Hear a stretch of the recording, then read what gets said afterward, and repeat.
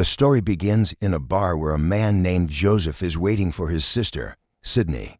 Actually, the two of them had just stolen about $1 million. The police were after them, so they planned to hide out for a few days.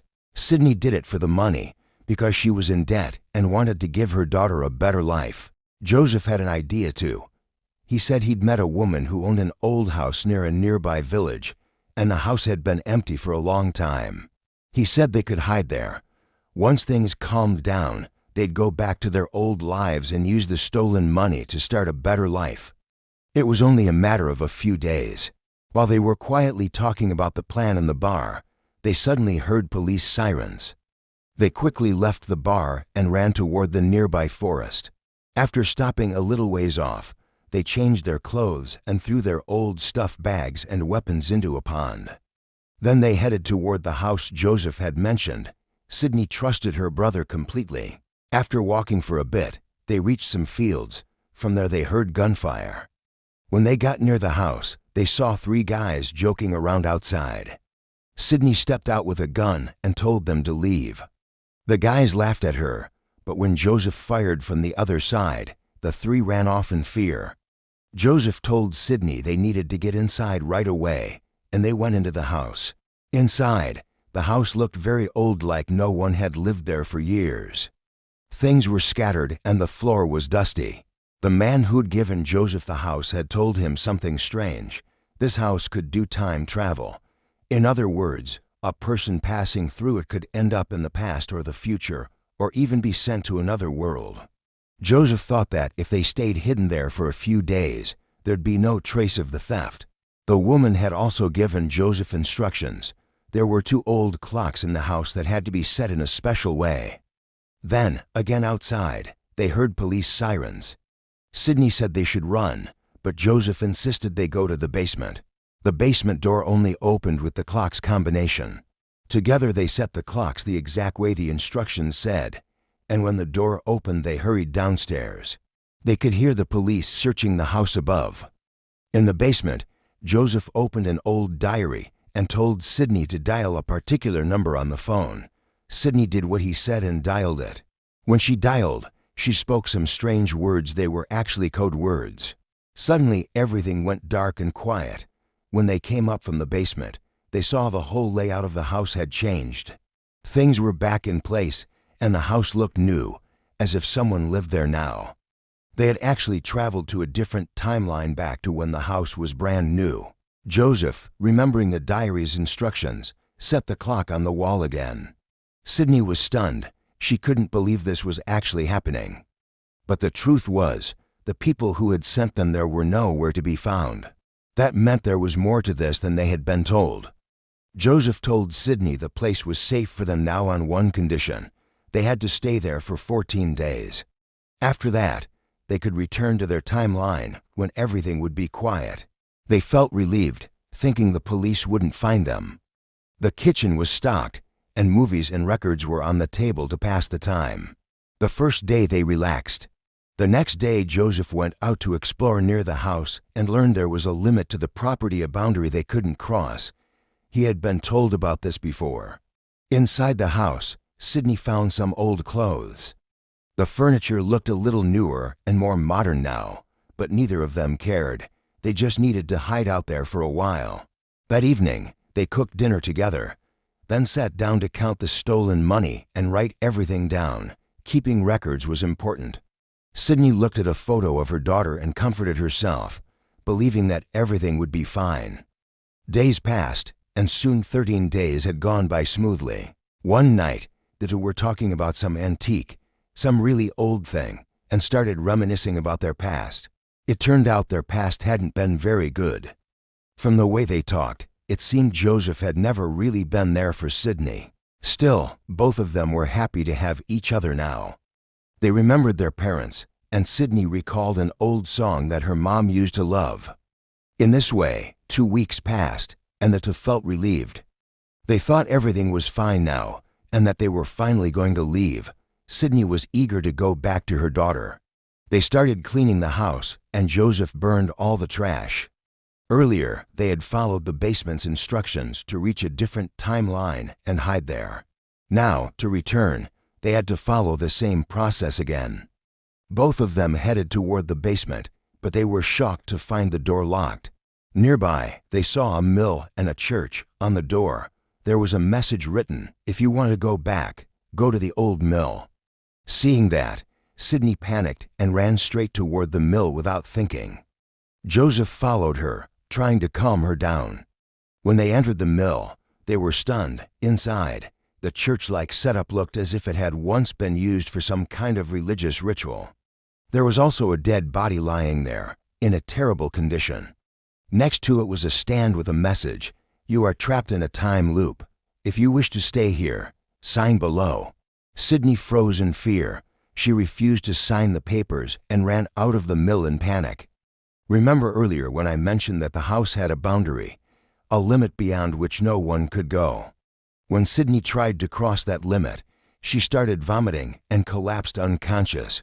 When she woke up, she realized Joseph had carried her back inside.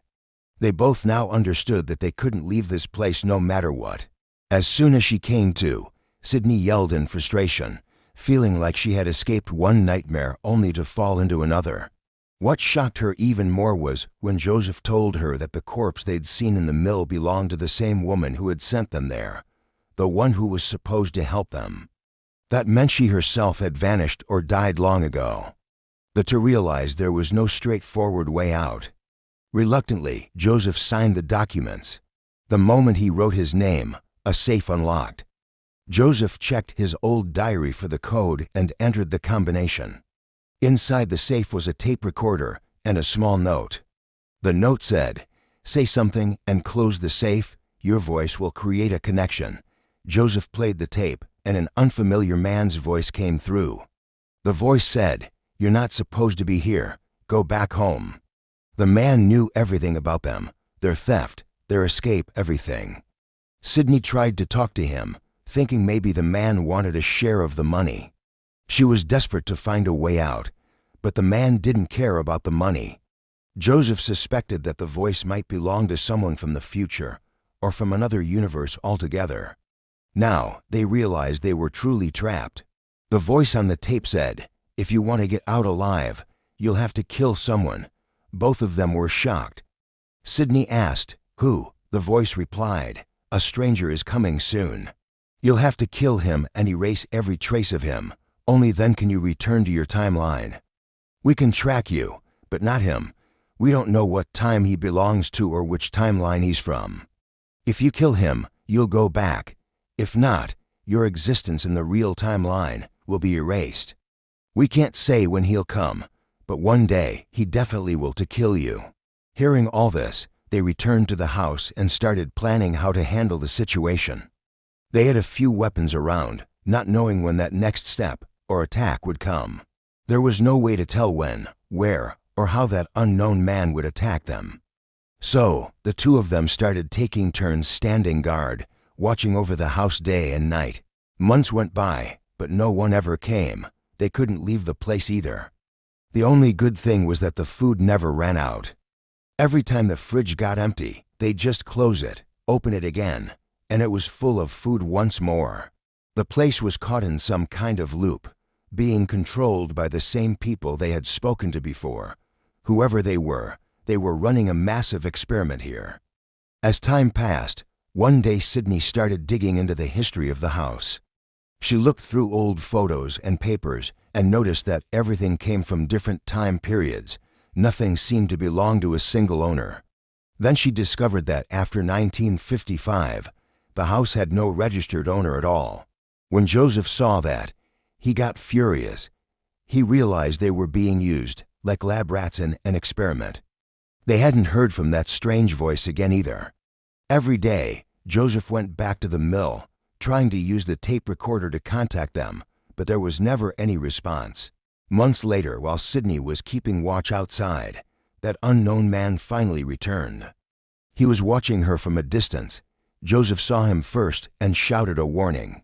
Sydney ran back inside the house as gunshots echoed through the air, but every shot missed. The two men fought again, and this time, the stranger injured Joseph and dragged him to the mill. The man didn't say much, He just wanted Joseph to talk to the people who were controlling this place. When they demanded proof, Joseph lied. He said, "It was freezing. I couldn't find her body," but they knew he was lying. Meanwhile, back at the house, a safe suddenly activated on its own. A message appeared inside. "We don't know who he is, but he's not you, and he's not Joseph.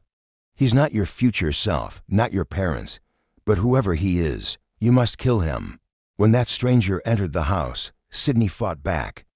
During the struggle, she managed to pull off his mask, and her heart stopped. The man wasn't a stranger at all. It was her own daughter.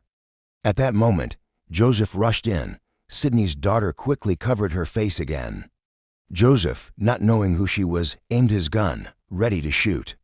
Sydney tried to stop him, shouting for him to wait, but in the chaos, Joseph fired.